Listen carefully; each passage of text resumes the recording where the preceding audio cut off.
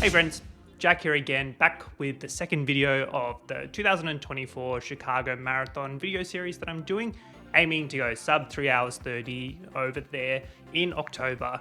Crazy to think that it's less than 2 months away before I'll be lining up over there for my third marathon in less than a year. As with marathon training, once you kind of find a routine, there's nothing really exciting that usually happens in the middle parts of it too, but I do have some little updates and slight tweaks that I had to make to my training as a result of a couple of events. So without further ado, let's go into weeks 5 to 8 of my training. Starting off with week 5, getting into a 7K easy absorption run, followed by 3x3K at marathon speed, gym on the Wednesday, 8Ks on the Thursday, then finishing off Friday with a 14Ks before getting into my long run, which was 20Ks for week 5. Get to the Saturday where I completed my long run to finish off the week and broke this up with some marathon efforts to start getting used to running at that speed.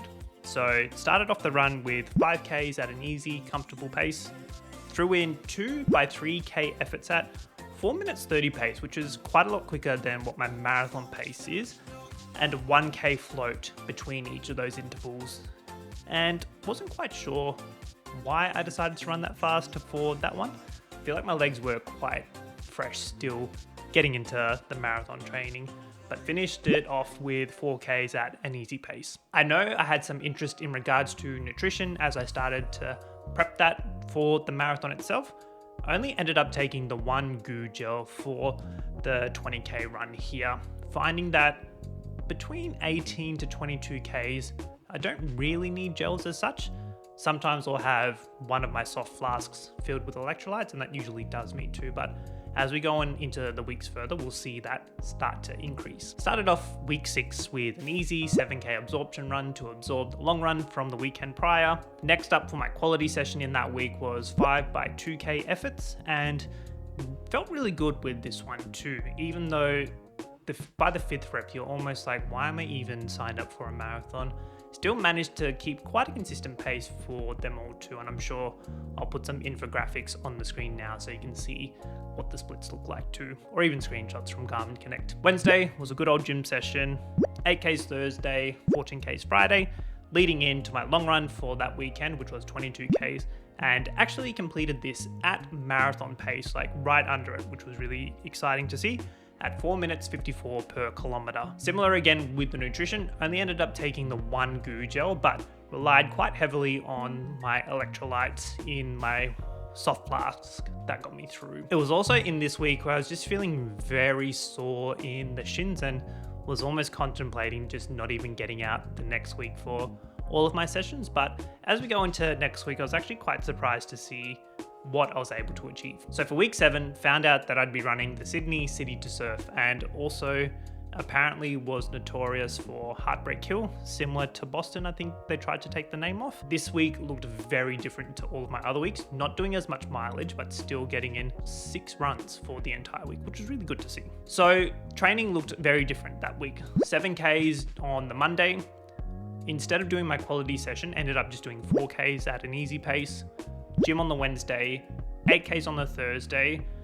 That night headed up to Sydney, so on the Friday ended up doing 4Ks with my squad members from New York last year, which was really exciting, and then another 6Ks in the afternoon with another squad member that flew in that day. Saturday was actually a rest day before getting into the City to Surf on the Sunday. It was here where I ran a 1:03.07 roughly for just over 14 Ks, including the dash to the finishing line too. Running with 90,000 other people was crazy to witness too, and I'm almost glad that I actually started when I did too, because looking down, the race finished along Bondi Beach and you literally saw a whole sea of people that couldn't even finish the race while running. You actually had to walk over the finishing line. Some takeaways too from completing the City to Surf was also adding just that little bit of competition, but also a real quality hit out in a way too that isn't just your easy 20 to 25 kilometers. And I felt like after completing the race, I noticed my shin splints kind of settled down, which was weird to see.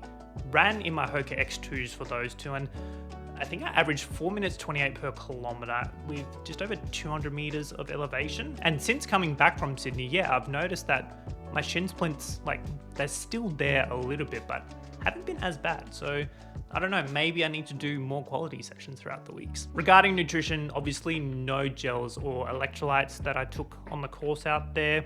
Had gnocchi the night before the race, which didn't sit too heavy in the stomach.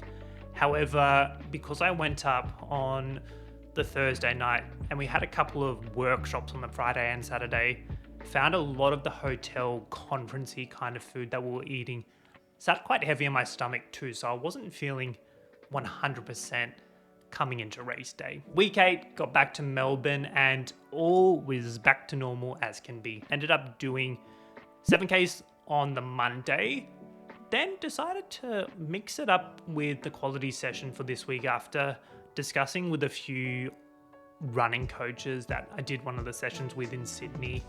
Ended up doing 3 by 2.5 Ks at roughly 4 minutes 10 to 4 minute 20 kilometer pace. Then with a 500 meter float at marathon pace. I got inspiration from a fellow squad member who's also doing Chicago and seeing how they were doing quality efforts, but then backing it up with the recovery or float section at marathon pace too. And I felt like this was not only a good physical challenge, but also a mental challenge to back up my threshold effort of 2.5 Ks with a 500 meter dash at marathon effort. Overall, I felt like this really just helped me realize running at marathon pace at this point in time feels very much achievable. I think as I work closer in hopes to eventually run a Boston qualifier, realizing that this is kind of the amount of work that needs to happen for me to go from 4 minutes 50 per kilometer to running, close to pretty much low 4s to actually qualify for Boston. We had gym on the Wednesday, 8Ks on the Thursday. Friday was the good old 14 Ks. Then getting to my long run, doing 25 Ks this morning. And in good old Jack fashion, decided to break that up. And this one actually helped because 25 Ks, although I've completed that distance many times before in this past year, just having chunks to a workout seems to take away that mental hurdle of realizing, okay, I've got to run 12.5 Ks out and then 12.5 Ks back before I'm done. So what this looked like, 3 Ks, easy, comfortable pace of warm-ups, then doing 4 by 3 Ks at marathon pace too. So really sticking to the 4 minute 50 kilometers, then a 1K float at a super comfy, easy pace. To finish off the long run, completed just 6 Ks at easy, comfortable pace. Finding I was sticking around to the low 5s, high 4 minute per kilometer pacings as well, which I was really happy with. This was the first run where I started to rely on my gels to get me through because, getting to that 20K mark today, I'm like, okay, I really am glad that I brought these gels along. Decided to use SIS gels and it's like a tablet. I'll put the name of the brand up on the screen now. I'm hoping to use the SIS as my fuel on the course for Chicago, and also just have these tablets just in case to top up my magnesium and electrolyte stores there. Took a blackcurrant SIS at 45 minutes into the run, went down well. SIS isotonic seems to work pretty well for my stomach. And then was actually contemplating, so I hit an hour 30 knowing I've had about 7 Ks-ish left to go for the run. Popped one of the electrolyte tablets, which went down pretty well, and probably 200 meters later, I'm like, okay, I actually need to take this second SIS gel, which was a berry caffeinated gel, and I'm glad I did because it gave me that boost to get me through the final 7Ks.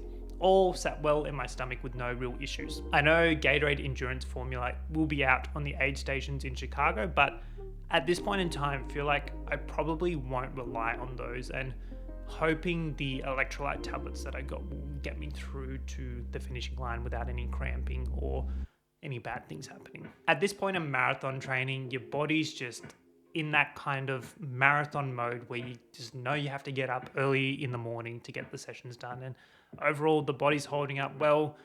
Keen to see my osteo at the end of week 9, just for a little tune-up, probably a good massage of the calf muscles as I prepare for the final, 8 weeks of training before Chicago. I also think in these next 4 weeks, which I'll update you on in the future, is really where I'll start to feel that confidence running at marathon pace build, and I'm really keen to utilize my quality sessions as well as my long runs to really just have that pace set in stone into both the legs but also into my mindset when it gets to the starting line. Thank you so much for watching today's update on the Chicago Marathon build. Hope you are all enjoying the series and seeing a little insight that I can provide into training for my 3rd marathon whilst also juggling full-time work and everything that life seems to throw at me. Stay tuned as I update you on weeks 9 to 12 in the coming weeks, and all the best with your running out there. I'm Jack, and I'll see you next time. Catch up.